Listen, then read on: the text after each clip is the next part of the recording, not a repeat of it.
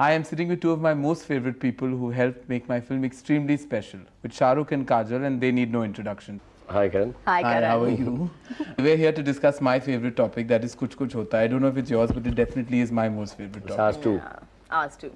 Okay, I still remember the first day I narrated the film to Shah Rukh and you, and you all had very magnanimously agreed to do my film even without hearing it. And we heard it at Shah Rukh's house. Do you remember that? Yeah, I do. Kind of. Yeah, we were at Shah Rukh's terrace and we heard the film. We heard the first half. The first half. No, Karan, the first time you narrated to me was in your house. No, but together we heard Together it. we heard it for the first time. And I just really want to know what you felt at that point of time.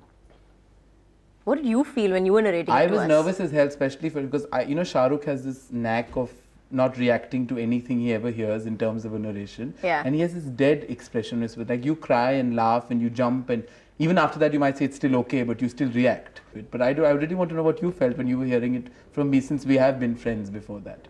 Deadpan expression is not to throw off anyone. It's just because I like to concentrate. I don't want to lose out anything, and you're hearing names for the first time of characters. It's very difficult to remember. I have a problem with names. So I want to know Anjali is so, say Raj is so, whatever the names we're using. And so that's why I concentrate. And I visualize a film. And if I can get 4 visuals of a film while hearing a whole 3-hour narration, I'll do the film. That's the way I work. So I just wanted to make sure that I don't miss out on any visuals. For your film, only the first half, I had about 10. So there was no way that I would have disliked it. I love the film already. And I tell you honestly, I feel so close to you that I wanted to like the film. So I was more nervous than you, that I hope I liked it. It was like that. Yeah, same here. It's something else. Listening to somebody who you really like narrating something that, even if you look at it objectively, is something that you would like, regardless you want of to like yeah, it. you want to like it, and you don't have to try very hard. Yeah, and you still want to be objective about it. Yeah. Just because you want to like it, I should not have liked it, because it's your career, your film. And that makes you feel even better. Like how can I go on with it? And also, the other thing was that I personally believe that you're one of the best narrators in the industry of stories. You but really you are you're one of the but you best are a better narrators. director than a narrator, so that's saying a lot. No, I remember going home and calling Gauri up, and saying that, she said, but he really liked it, guys, but he didn't tell me. But you should have asked Adi when I asked, did Dilwale? Then we figured that this is how Shah Rukh is. He's heard Dilwale, Dil To Pagal Hai, and Kuch Hota Hai with a the film stories that I don't expression. like, the films I don't like, I react a lot to them. Yeah, this is it. You want to change. No, but exactly, I still remember Shah Rukh telling me, he says, that Kajol has this author back role and I have to kind of weave myself way into the film, which eventually you did in the film. In fact, I always say that Kajol still has an author back role in the film, and she's added a lot, of course. But you really did, your performance has nothing to do with me, and it just everything you did. Which is, don't you agree? Because Shah Rukh just gave the character so much depth, which I didn't give you in the writing. I must admit, I did not at all. I did not give the character any depth. And there's one shot you do at the train station when I Kajol cried, I howled. I remember you called me at the dubbing. I sat at the dubbing and I have rewound it, seen it, howled again. I finally didn't dub that day. Just one close up. It just says so much. Yeah, it just you don't feel, you feel like, oh my god, it's like the whole story in that one expression. The whole film is there in that one expression.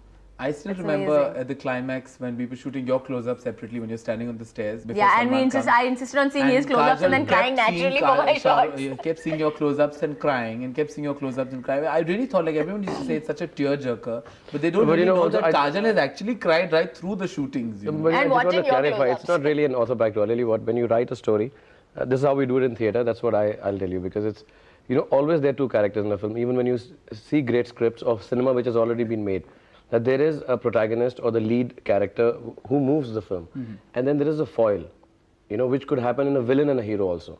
If you don't have a foil like that, maybe the lead character can come on to you too strong in the film. When you get bored or top heavy, you get irritated with that person. So I personally do believe that someone like Kajol, who I think is naturally a great actress, she's not a learned great actress, I think. I think she's naturally a great actress, and the best part about her being is that she doesn't even know that she's a good actress. She's not aware of it, and when she gets aware of it, then she's very bad.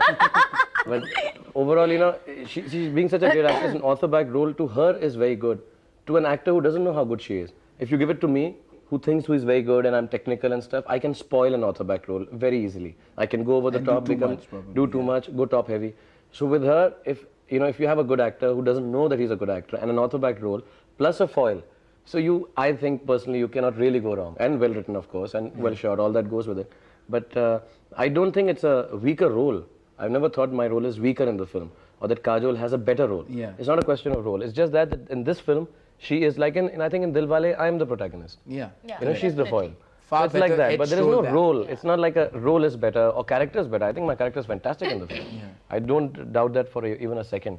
Hers is brilliant, but I think my character-wise, my character is better. Yeah, much I have better. much more to do, in terms of as a character. I grow much more. I have a daughter. I have sympathy. All that stuff happening. But I think overall, I think in this film, wrongly people may feel I have a smaller role or not a better role. But I think as a foil, I had a stronger role. You did. In Kuch Kuch. I don't think that you could have felt any amount of sympathy for me so much if you had not been there to. I mean, It cannot to put work. out. I mean, it's Yeah, about show it. to. Yeah, to accept. No, I just feel that as a writer, I kind of justified your role far more than I did Rahul's character in the film, No, a lot of people but don't eventually take it doesn't roles come like across this. because his performance was so strong in the film that it just looks like it was written that way, but it wasn't. Like I always say, I had nothing to do with Shah Rukh's performance. I did not aid him in any way. I just knew Anjali better because I always know a woman better, actually. I'm more comfortable with a woman's character than a man's, actually.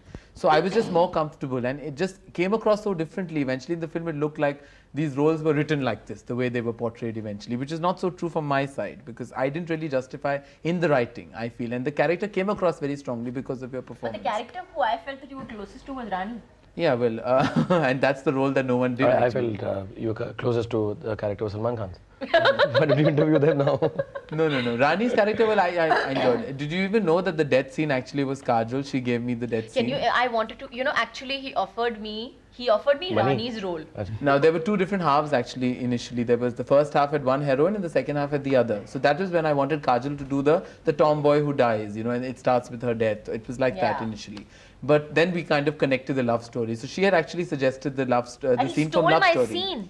Okay, now a scene that I really enjoyed shooting in the film, it is my most favorite moment, is the scene where the both of you meet after 8 years. And I think that was probably my most special day at the shooting. And I always say I have very few memories of Kuch Kuch, and this is really one of them. And I don't know what you felt, but that was the first time I used to always hear directors who cry on their own scenes while watching it happen in front of them. But I cried that day, and what did you all feel while doing that scene? Because it was the moment of the film, that's what everyone said. Without sounding pompous and saying that both of us work very well or something, but there is, I don't like to believe it when people say Chemistry. Chemistry works. I don't like it. Even I don't like like it. a hero-heroine pair I and all. don't believe it only actually, if you think about But it. I think there is, because we started off together in a way, somewhere along the line, there is a respect for emotions which we share. Not for perhaps each other or as friends, or that is a side that is very superficial perhaps. कि हाँ दोस्त भी हैं, हम शुरू से जानते हैं. But we have started off and there is a respect for each other's emotions, which Kajol may not have for some other director or actor also, which I may not have for some other director actor also.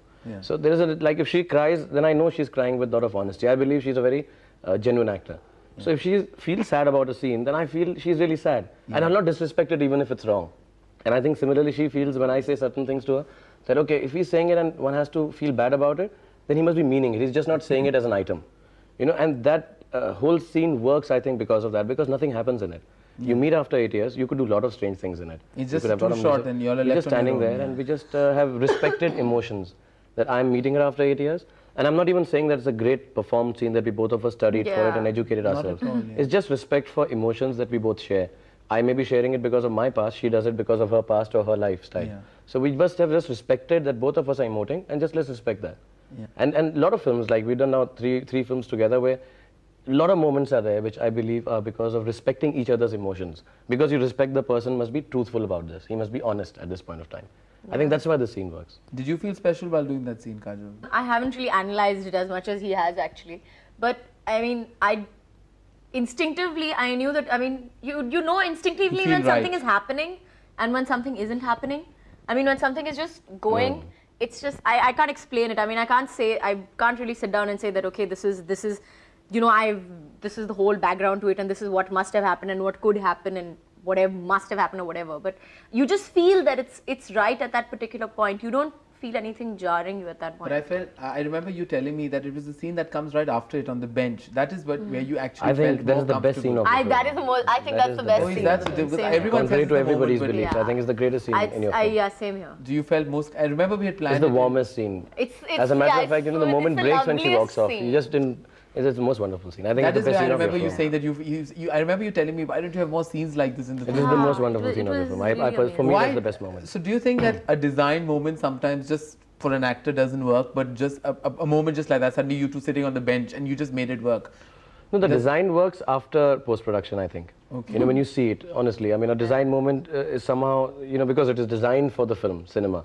But there are moments like this where seeing two people are sitting on the bench and they're just talking, and there's so much friendliness and warmth about it without it being love or romance. Yeah. And Shah Rukh, actually, I had come with, as usual, I came with more shots that a scene required. There were 6 shots required. And I remember Shah Rukh telling me, he said, Kajol and I work so well together, do it in one shot. And it was a slow trolley just towards them, and it just happened and it worked like magic. Yeah. I still remember that it just, you didn't feel the need of a cut at all. You just And it's a just slow scene, it doesn't even say anything. Yeah, But it was so just says natural. nothing and It was says so much. yeah. I took was 3 hours perfect. just to dub it because It I was wanted to be perfect. just like that. It was just perfect. I love that scene. I think it's the best scene of It's the the film. best scene of the film. It is. Really nice. After Dilwale and you did Kuch Kuch Hota right after that. Do you feel more comfortable with each other? Like you felt you all matured as performers when you met Kajol again on the sets of Kuch Kuch on the first day. Did you find her any different from what you had met? Because in Dilwale, I still remember it was more of a picnic for me because it was my first film. I remember Kajol was much more louder and more energetic. And suddenly on Kuch Kuch Hota, even I noticed that she'd become an actress, which I never really saw. I used to always tell her that she was much more different on the sets of Kuch Kuch Hota. Did you find that? No, I think I was the same. But I feel No, I don't Kajol think had there's any. become a more like, as you said, she's a natural actress. But I felt in Kuch Kuch Hota, there were places where it was a slightly also studied performance. It was a thought went behind the scene, which Kajol in Dilwale, I never saw that. In Dilwale, Kajol just reacted. No, I think She Kajol acted and finally, when reacted. she's doing camera, I think all the thoughts that you can give her before the scene and even thoughts that she has about the scene, I don't think she works like that. She just does. I think she's just a very earnest actor, that's all. She just believes Honest she'll do to it. the role and If she doesn't believe anything, you can give her the best design scene, you can give her the best thought out scene, and she'll destroy it And completely. you speak to all my directors. No, honestly, she's an earnest, like So even you're just making it worse for everyone else. no, she's very earnest, I think, and when she does a scene with earnest, if you give her an honest scene, I think she'll do it well. You give her a dishonest scene, she'll not be able to do it well. Yeah, Because if she like that believes it's shot that you dishonest. kept. The one where you do this to your head. No, the one where I laugh like that. She will still look nice to people. I'm not saying she won't, but it's something that I think doesn't come naturally to her. And I can understand that because I've sort of seen her in the first few films or whatever. Yeah. And all her earnest shots I think are nicer. You are compatible. Both your hair goes flip-flop. You have similar kind of eyes, similar skin tone. My Both have hair colds. does not go flip flop. Both have colds 24 hours a day. So you all are quite the couple on screen then. Lekin meri body zyada achhi hai. Okay, No, I tell me think we're very another thing compatible. that, We could be brother and sister in the next film. Yeah. Yeah, well, Hey, no, we even have the same eye color. Eye color also. well, kind of similar. Ye kali kali aankhein. Do you remember Shah Rukh the first time you saw the film? Do you remember when that was? As a complete first As a complete copy. film, I saw it in Film City. And you saw it in I Hyderabad. saw it in Hyderabad. Okay. For me, seeing is I see my film at dubbing. For me, that's when I see it at a trial. And your film ends there for you. My film ends at dubbing. For me, when I'm seeing it, somebody else's film. Then I'm just an audience then. Then I can only say it's very good at the end of the trial. Oh, it's very beautiful, the film. But I'll never be, I see the film at dubbing. For me, the film is over. I see it in dubbing. But when you saw it, did you think it kind of achieved the screenplay that it set out to be? I thought it was wonderful till it becomes crying in the last 15 minutes. Too much glycerine, as Too much. Shekhar Kapoor told me. He said suddenly in the last 15 minutes there's too much glycerine. I said, would you believe it? I agree with you, but it was not really glycerine. Kajol was really crying. But then when I spoke to you also about it, then you gave me an explanation that there is no other way to end this film. Yeah, there is. And honestly, none, there is actually. no. That I would have Because loved such a different film, I just felt that it's meandering into without questioning that how great the film is. No, of course. But just meandering into something that we could have even gone beyond even with this. But when you give it thought, I don't think there is much scope to do it any differently. Were you unhappy with the end as well? Because I know I was at the end. I know that I couldn't find a better way to end it, so this was kind of a compromise, but I couldn't think of anything better. Did you feel the end justified this with the film? I thought it fitted the film. I didn't feel that it was out of. I didn't feel that it was an odd piece in the film. No, I didn't. I felt that it fitted the film. And by then the film is so strong. Yeah, by that can't- time you don't identified with the character so much. You're much, going you with the can't. character. Whatever the character does. Even is if they okay did with it you. on a giant wheel or something. Yeah, it would have been Okay. On horses, Can you and imagine? Dakus had picked her up and taken her. Whatever, it would have worked still. Well, as long as the film works, it's okay. Okay. It doesn't No, the really- characters are working, the story was working, screenplay was working, songs are working, moments are working, and the last 15-20 minutes normally is like actually ending the film, you know. You wind it in up. conclusion, I would say that this is what I wanted to say. So the conclusion, even if it had been, like I said, on horsebacks in Daku territory or whatever, I don't think it would in any which way affect the beauty of the film. Because I think the film had completed itself in the first 20 minutes. When You know, the when it story is starts, your established. first 20 minutes of your film, when that little kid starts reading a story Yeah. about, you know, narrating a story to us, I think your film has ended. It's so beautiful then. Because it's, you know, this is a film that is about love, emotions, romance, goodness, and it's a complete film by then. So, I mean, you just wasted time on the rest of it, I guess. It was very wonderfully just to conceived. conclude, if I had to just ask you that on the 90 days that we shot the film, if you had to think of the one moment in the whole 90 days that you can live with and say that was a memory of Kuch Kuch Hota Hai, what would that be?